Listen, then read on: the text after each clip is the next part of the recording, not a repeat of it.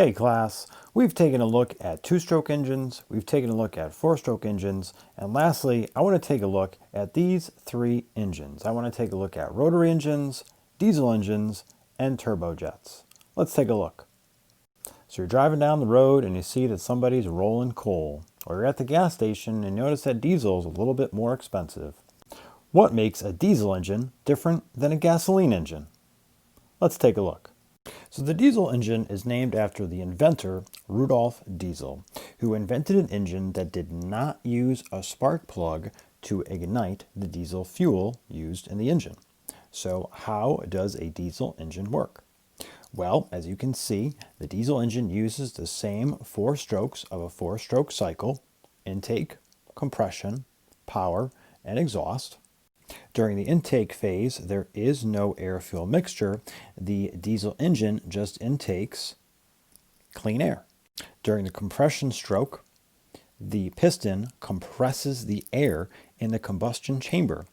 As the air is compressed, it elevates the temperature of the air. Now, using a fuel injector, the fuel injector sprays diesel fuel into the combustion chamber. And because you have the fuel mixed with the high temperature air, it causes the combustion process. That combustion or power stroke pushes the piston back down. As the piston moves back down, the exhaust valve opens and eventually your exhausted fuel is exited out of the engine. So again, no spark plug. It only uses a fuel injector to spray a mist of diesel into the combustion chamber. Now, diesel fuel can do that because it's different than gasoline. A gallon of diesel fuel has about 17% more energy than a gallon of gasoline. Now, in the winter time, sometimes diesel engines have a hard time starting, so what they do in those situations is they actually have what's called a glow plug. And what a glow plug is, it's a device that actually warms the combustion chamber of the diesel engine so that the mist can actually ignite and the air can actually get to the right temperature for that combustion process. So that was just a brief overview of some of the differences between the diesel engine and the gasoline engine. So what was one of the differences of a diesel engine compared to a gasoline engine? Another engine that I want to discuss is called the rotary engine. It was developed by Felix Wankel in 1929, and it is also called the Wankel engine. The engine is also sometimes called the Dorito engine because of the internal part of the engine that actually looks like a Dorito chip. Do you see it?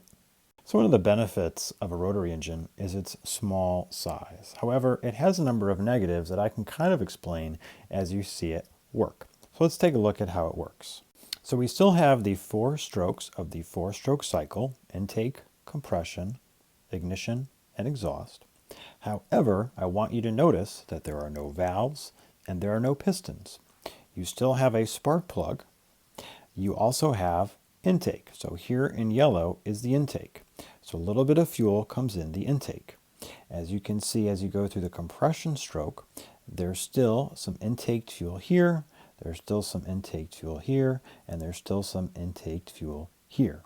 At the same time, this part of the fuel is being compressed. If you watch it go around, it gets compressed. When it gets over to here, the spark ignites. As it ignites the air-fuel mixture inside this little part of the rotary, it then starts to move this way. As it moves this way, eventually it spins around and is exhausted out of the engine. So you have a number of things happening at the same time.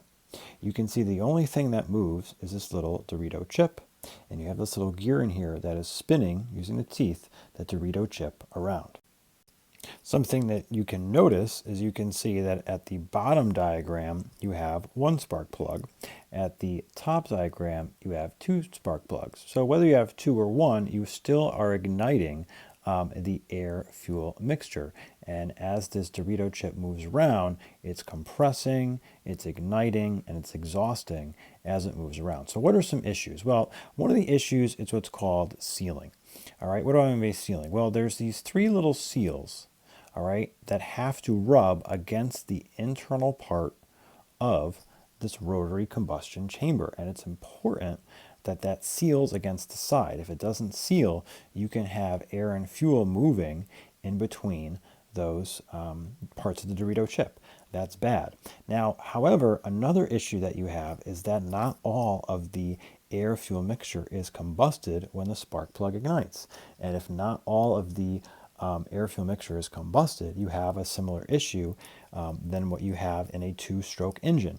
You are now emitting unburnt fuel, and that's bad for emissions. So let's take a look at a vehicle that uses this engine. So the last production car to use a rotary engine was the Mazda RX-8. It was the last production car to use a rotary engine.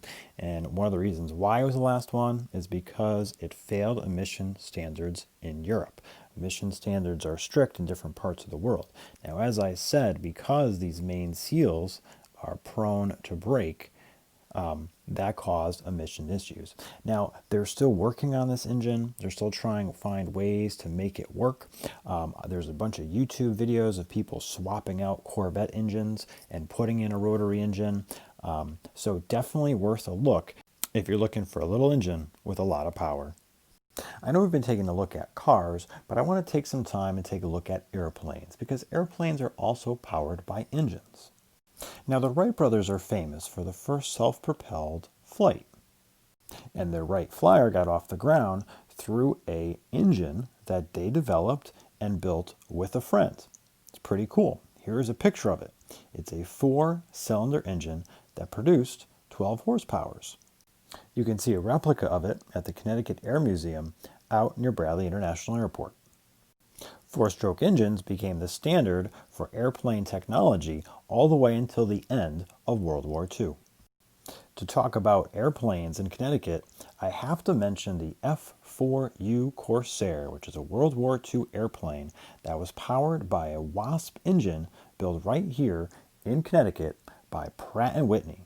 And here's a picture of this engine.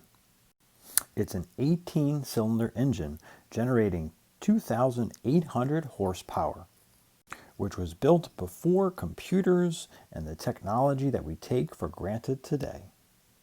If you ever get to see one of these up close, I think you'll be impressed, like I was, about the craftsmanship and ingenuity of getting all 18 cylinders working together to spin that crankshaft. It's pretty impressive.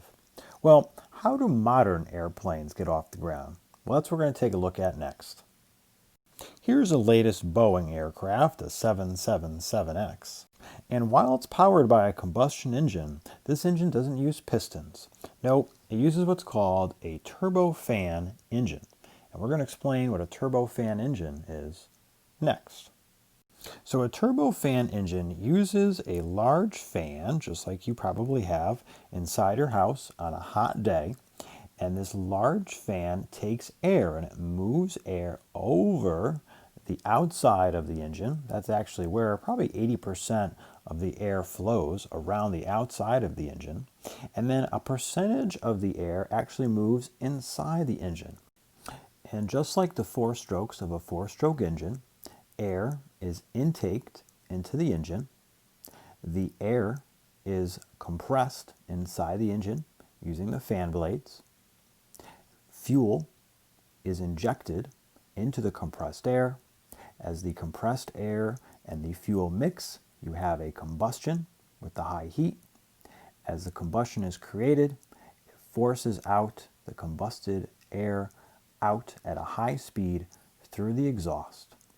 And that causes the airplane to fly, to get off the ground, to get to fast speeds.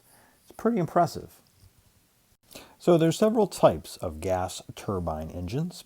The first one is what's called the turbojet, and that's used primarily in military craft, where 100% of the air that comes into the engine is compressed, combusted, and exhausted out of the engine. All right, you're using a lot of fuel, and you're going pretty fast.